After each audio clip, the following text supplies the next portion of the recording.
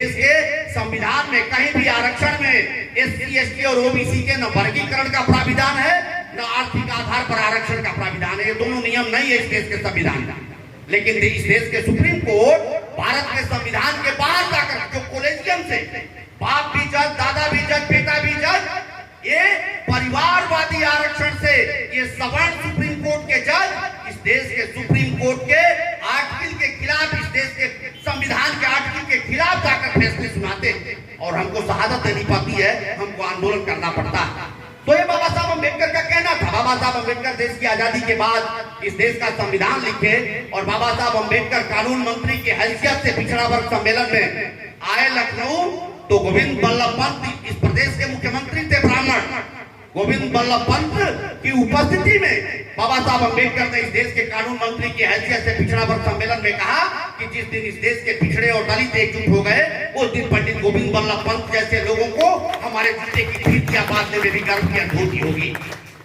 तो एक जो तीसरी धारा थी, हमने कहा कि आजादी के बाद एक धारा कांग्रेस के नेतृत्व में देश की सत्ता चलाने के लिए और दूसरी धारा सोशलिस्ट पार्टी और दूसरी पार्टियों के नेतृत्व में सरकार का विरोध करने के लिए।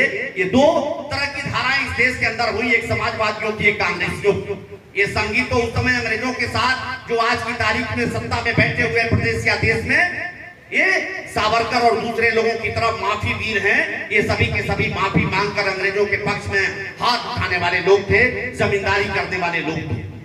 तो ये जो धारा है, उसके बाद जो एक तीसरी धारा थी वो सामाजिक परिवर्तन की धारा थी। तो देश की आजादी की लड़ाई में 5 बरस जेल काटने के बाद ललई सिंह यादव, जो कानपुर के झीझक के पास कठारा के रहने वाले थे, ललई सिंह यादव ने इस देश के अंदर सामाजिक परिवर्तन का आंदोलन शुरू किया। तो बाबा साहब अम्बेडकर भी लंबा संघर्ष, उन्होंने महार तालाब आंदोलन चलाया, कहा कि हम इसमें कुत्ते, सुअर और बिलार अगर पाखाना कर सकते हैं, गाय भैंस इसमें नहा सकते हैं और इसके पानी को पी सकते हैं, तो इस देश का हिंदू दलित क्यों नहीं पी सकता है। और महार तालाब में, चापदार तालाब में उन्होंने लाखों लोगों को लेकर के और उस तालाब का पानी पीने का काम किया, जिसके बदले में उनको पीटा गया। बाबा साहब अम्बेडकर की पत्नी ने कहा कि हमको विष्णु का दर्शन करा दीजिए। बाबा साहब अम्बेडकर जब लेकर गए विष्णु का दर्शन कराने के लिए, पंडे लाठी लेकर के दरवाजे पर खड़े हो गए और कहा, नहीं अम्बेडकर, तुमको और तुम्हारी बीवी को मंदिर के अंदर घुसने नहीं देंगे।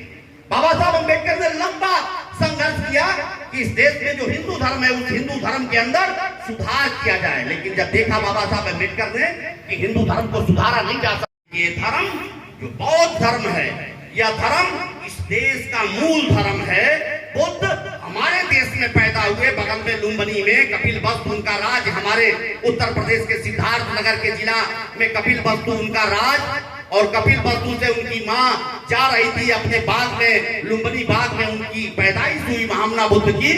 तो हमारे देश में पैदा हुए बुद्ध शाक्य मुनि जिनको कहा जाता, कुशवाहा घर में पैदा हुए, कोयली घराना में पैदा हुए, शाक्य वंश में पैदा हुए। तो इस देश के बहुजन समाज की एक बड़ी जात, शाक्य जाति जिसको कहते हैं, कुशवाहा जाति जिसको कहते हैं, मौर्य जाति जिसको कहते हैं, उस शाक्य जाति में पैदा हुए महामना बुद्ध जब इस देश के अंदर उन्होंने एक नया मत चलाया, बौद्ध मत, तो दुनिया के देश उस धर्म को, जितने भी इस देश के विकसित देश हैं, जितने भी इस देश के समुन्नत देश हैं, वो सारे के सारे देश, वो चीन हो, जापान, जो कृत्रिम सूरज बना रहे हैं, जो कृत्रिम चंद्रमा बना रहे हैं, जो कृत्रिम मानव बना रहे हैं, वो सभी के सभी बुद्ध मत को मानते हैं, क्योंकि बुद्ध मत वैज्ञानिक मत है। और 1956 में बाबा साहब अम्बेडकर ने उसको अपनाया। हमारे अंदर एक धारणा, इस देश का जो बहुजन समाज का जो पिछड़ा वर्ग है, बड़ी आबादी 60%, जो सछूत शूद्र है, उन सछूत शूद्रों के अंदर, पिछड़ी जातियों के अंदर ये धारणा कि बुद्ध धर्म केवल अम्बेडकर को मानने वाले लोगों का धर्म है। तो आज ललई सिंह यादव जी की जयंती इस नाते मनाई जा रही है। मैंने कहा कि उनसे जुड़ी जो दो मुख्य बातें हैं कि ललई सिंह यादव कौन थे। ललई सिंह यादव भी बाबा साहब अम्बेडकर, ज्योतिबा फूले, संत गाडगे, छत्रपति साहू जी महाराज, जो ये धारा है बहुजन महापुरुषों की, इसी धारा के एक महापुरुष थे। और ललई सिंह यादव ने जब देखा कि हम बहुजन समाज, आप देखते हैं हम सभी लोग अखिलेश यादव जी से जुड़े हुए लोग, अखिलेश यादव जी से बड़ा इस देश के अंदर कोई यादव परिवार, उनके परिवार से बड़ा इस देश के अंदर कोई यादव परिवार नहीं है। मुलायम सिंह यादव जी देश के मुख्यमंत्री, 3 बार देश के रक्षा मंत्री, अखिलेश यादव जी इस देश के मुख्यमंत्री, उनके घर में सांसद से लेकर, विधायक से लेकर, जिला पंचायत अध्यक्ष से लेकर, सहकारी बैंक के अध्यक्ष से लेकर, ब्लॉक प्रमुख से लेकर, कोई ऐसा पद नहीं इस देश का जो लोकतांत्रिक तरीके से चुना जाता है। उस पद पर उनके परिवार और उनके घर के लोग न बैठे। उनके घर के लोग विदेशों से पढ़े हुए, वो खुद पर्यावरण वैज्ञानिक, मिलिट्री स्कूल से पढ़े हुए, ऑस्ट्रेलिया से पर्यावरण वैज्ञानिक इंजीनियरिंग की डिग्री लिए हुए, लेकिन जब वो मुख्यमंत्री का आवास, सरकारी आवास खाली करते हैं तो उनके सरकारी आवास को वो मूत्र और गंगा जल से धोया जाता है। अभी लोकसभा के चुनाव में कन्नौज में मंदिर में जब वो पूजा करने के लिए जाते हैं तो मंदिर में पूजा करके निकलने के बाद उस मंदिर को धोया जाता है। आखिर इतना अपमान हम क्यों बर्दाश्त करें बहुजन समाज के लोग, आप कहना चाहते हैं? और ऐसे धर्म में रहने की जरूरत क्या है? जिस धर्म को भी हम माने और जिस धर्म के मंदिर में भी हम जाए, जिस धर्म के पुरोहित की भी हम पूजा करें, वो पुरोहित हमारे चौके में खाए नहीं। आप देखते हैं जो हमारे वहां भी हमारे आदरणीय महेंद्र यादव जी हम लोगों के बीच में बैठे हुए, हमको और हमारे जैसे लोगों को लगातार प्रेरित करते हैं। आपके बेटा डॉक्टर अभिषेक यादव इस पूरे पूर्वांचल में उनसे बढ़िया कोई यूरोलॉजिस्ट नहीं, पेशाब का उतना बड़ा डॉक्टर कोई आज की तारीख में इस पूरे पूर्वांचल में डॉक्टर अभिषेक यादव जी से नहीं है। एक ही बेटा आदरणीय महेंद्र यादव जी ने अपने बेटे को पढ़ाया, जो हमारे बहुजन महापुरुषों का कहना था, बाबा साहब अम्बेडकर का कहना था कि शिक्षित बनो, संगठित हो, संघर्ष करो। आदरणीय महेंद्र यादव जी ने उस सूत्र वाक्य को पकड़ा और अपने इकलौते बेटे को अपने राजनीति में रहते हुए, इधर तो हम लोग राजनीति करते हैं तो हमारे बेटा बेटी भी देखते हैं कि हमारे बाप राजनीति कर रहे हैं, हम भी कुर्ता पाजामा पहन करके और उनके पीछे हम भी अपनी शुरुआत करते हैं। लेकिन महेंद्र यादव जी ने अपने बेटे को अपनी धारा में नहीं लाया और इन्होंने पढ़ाया अपने बेटे को, और सबसे ऊंची डिग्री जो होती है उस ऊंची डिग्री को आपने दिलाने का काम किया, चिकित्सा विज्ञान। और आज वो पूरे पूर्वांचल में महेंद्र यादव जी का के नाम का झंडा गाड़े हुए, जो हमारे बहुजन महापुरुषों का कहना था, फूले का कहना था, अम्बेडकर साहब का कहना था, ललित सिंह यादव जी का कहना था। तो ललित सिंह यादव जी ने और हम पिछड़ी जात के लोगों से कहना चाहते हैं, कौन अपमानित इस देश के अंदर नहीं? अभी मेरा एक साथी कल वो झांसी में मुझसे 1 साल जूनियर था, उसके पिताजी की मृत्यु हो गई थी, बभनान के पास उसका घर है। वो झांसी में ये पूरे देश के अंदर जो पशुओं का चारा, इस पर जो अनुसंधान होता है, वो उस अनुसंधान का वो डायरेक्टर है प्रोफेसर विजय कुमार यादव, डॉक्टर विजय कुमार यादव।